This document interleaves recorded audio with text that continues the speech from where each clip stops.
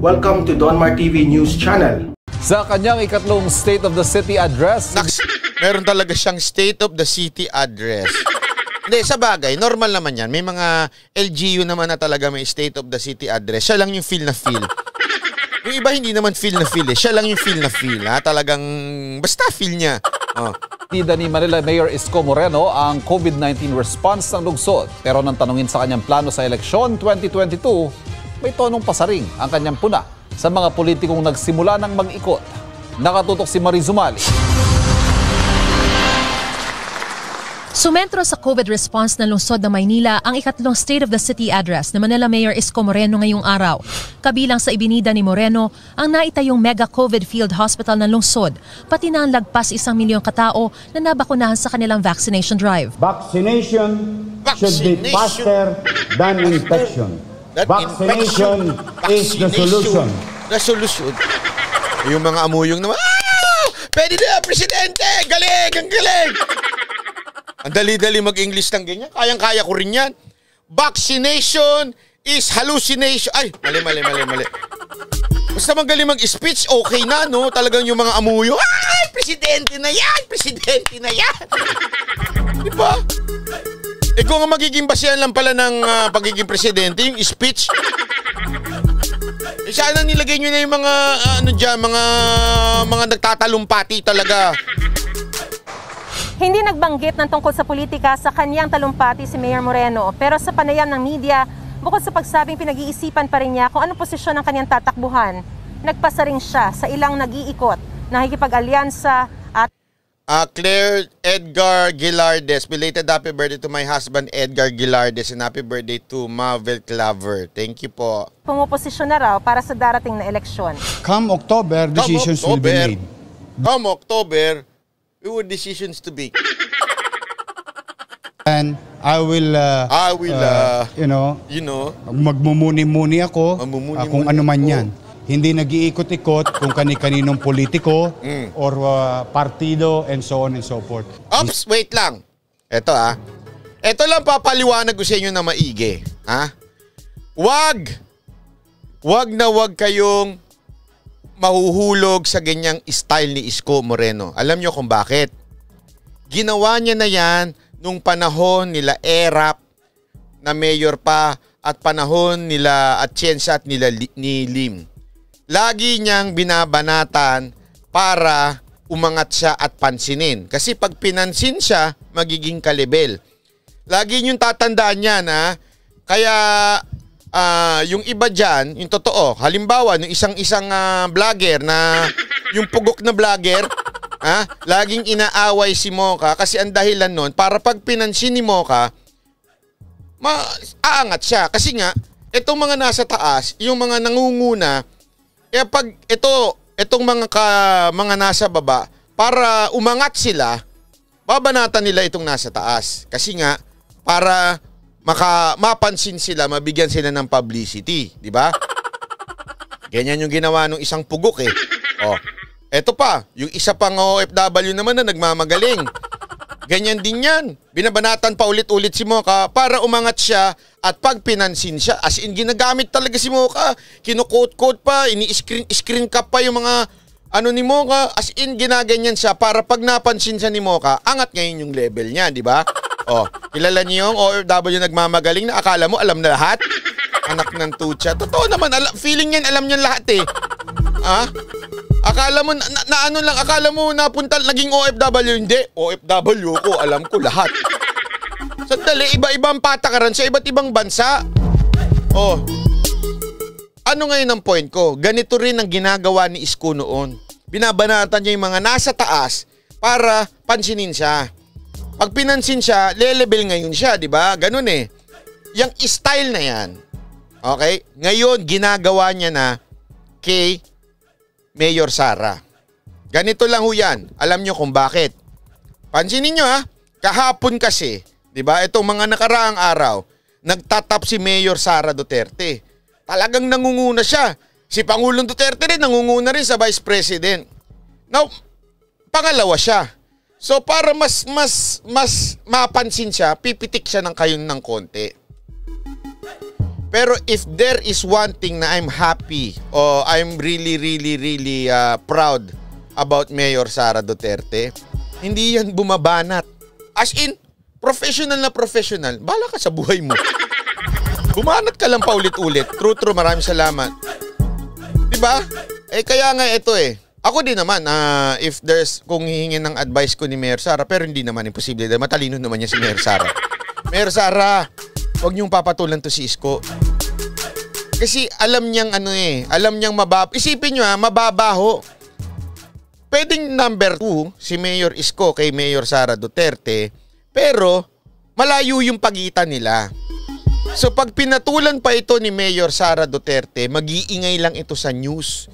Ganyan ang ginagawa ni Trillanes. Style Trillanes Tapos yung counter argument nito na sinasabi niya, bakit nag-iikot? Excuse me. Ang tawag dyan, consultation. Kailangan malaman na ngayon as early as now kung ano ba ang pulso ng mamamayan. Hindi yung, sige.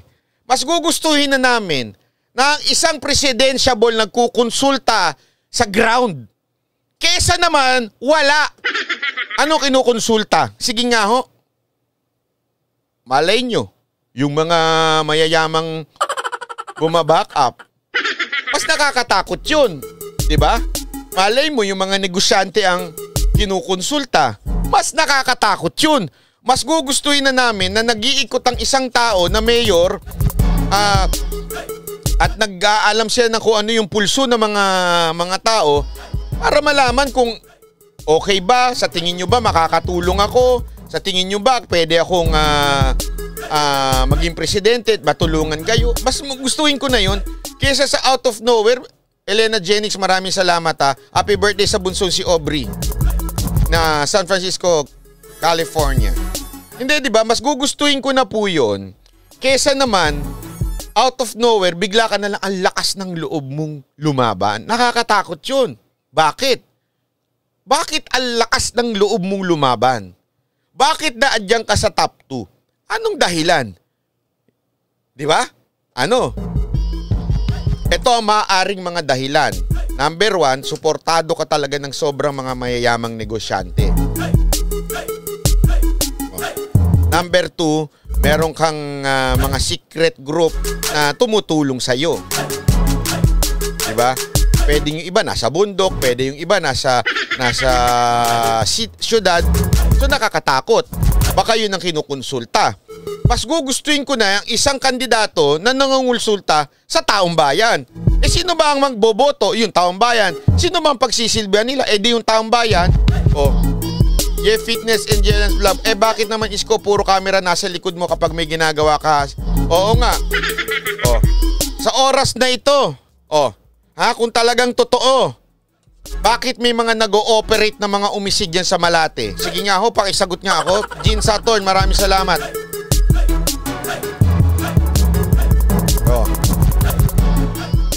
Diba? Bakit? Yan yung sinasabi nating paulit-ulit na surface lang yung pagbabagong nangyari sa Maynila. Ibig sabihin, panlabas lang. Kaya nga sa totoo lang, mas nagugustuhan ko pa nga ito si Joy Belmonte. Wag lang yung boses Kasi at least kahit pa paano ito mabigat yun. Yung may pasara mo yung mga KTV. Alam nyo ba kung sino yung mga protector ng KTV? Ang lulupit na mga protector ng KTV. Mga general, mga ganyan-ganyan. Meron nga akong kilala doon, madalas na nandun isang media personality na sikat na family man pero madalas doon dati.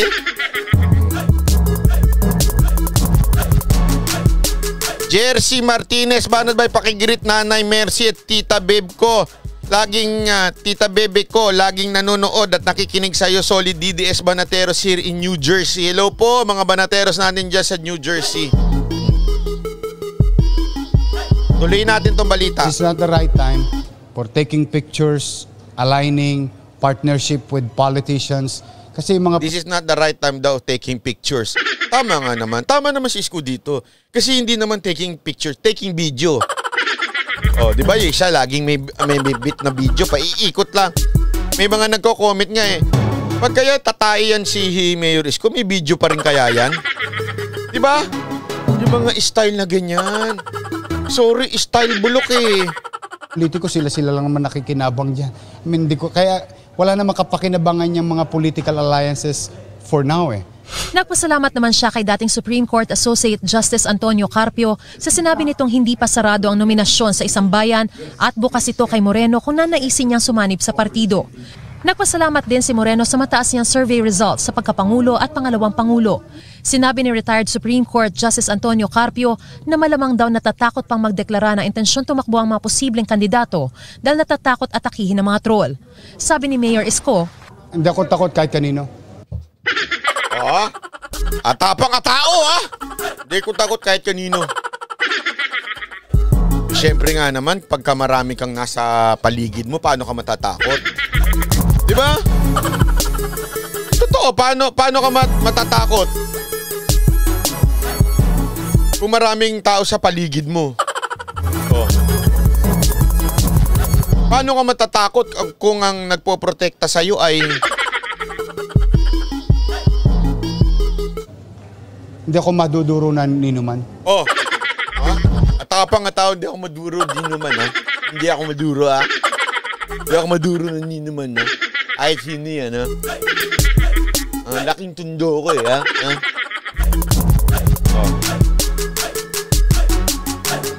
Grabe, no?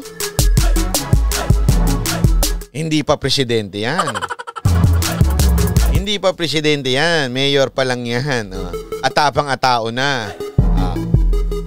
Sasabihin naman nila, bakit si Pangulong Duterte atapang tao din naman Yan, dyan sila nagkamali. Ibang-iba, si Pangulong Duterte, tapang at malasakit. Naalala niyo yun? Matapang si Pangulong Duterte laban sa kriminal. Matapang si Pangulong Duterte laban sa kriminal. Pero sa mga taong bayan, grabe ang malasakit. Ibang-iba. Dito, basta di ako tatakot. Tungkol sa mga troll-troll, di ako takot dyan. Ito ang pinagkaiba. Ito, personal ko to. Okay? Personal ko ito. Alam nyo ba, sabi sa akin, ito walang biro ito. Sabi talaga ni Pangulong Duterte sa akin nung nag-meeting kami. Kasi kini-question, parang napag-usapan namin yung freedom of the press. Di ko ba alam kung paano nakapasok doon. Grabe nga yung usapan namin, parang matatalino. Mga political analyst talaga sila, tatalino nila. Pumasok yung freedom of the press. Alam mo, sabi niya sa akin, mula nung ako ay naging politiko, wala siyang ni isang na demanda. Kung kalayaan at kalayaan lang din ng pamamahayag, kalayaan ng speech, sobrang wala. Ito pa nga nabanggit niya. Totoo ito Sabi niya, kung ako hindi nagbibigay ng demokrasya sa tao, abay matagal nang nakakulong yan si Nograles. Sinabi niya sa akin, nagulat ako kasi naalala ko, dating nakalaban ni Pangulong Duterte, si Nograles. Sobrang binanatan ni Nograles si Duterte no. Naalala nyo, yung mga taga Davao, alam nyo yan. Sabi niya sa akin, ni isang kaso wala akong kinasuhang media. Ni isang, yun, napag-usapan pala namin yung Rappler. Hindi ko na lang sasabihin ko ano yung pinag-usapan namin doon Basta sinabi niya, ni isa, wala akong nakasuhan, wala akong sinampahan na kahit na anong media mula pa nung pagka-mayor ko. Mayoleta Freta, good morning from California. Banat by Sara. Yun, Diba? Totoo naman Totoong, isipin nyo to nakaaway niya si Nograles, yung tatay. Sobrang labanan nila ni Nograles nun. Grabe. Itanong nyo dun sa mga taga Davao, kilala ko yung kwento nila Pero alam nyo ba, grabe ang nung nagkabati sila ni Nograles, isipin mo ngayon, nandun yung anak niya. Gabinete yung anak niya, di ba? Ganon niya si Pangulong Duterte. Matapang lang siya sa mga kriminal. Okay? Pag sinabi niyang papatayin ko kayo, kasi pinapatay niyo yung bayan namin, sinisira niyo yung bayan namin, dun lang siya matapang. Pero sa mga kalaban sa politika, kalaban sa may malasakit pa rin siya. Ito para lang din sa kaalaman nyo. Grabe, ang dami namin napagkwentuhan. Ito walang biro ito, napagkwentuhan nung naandun.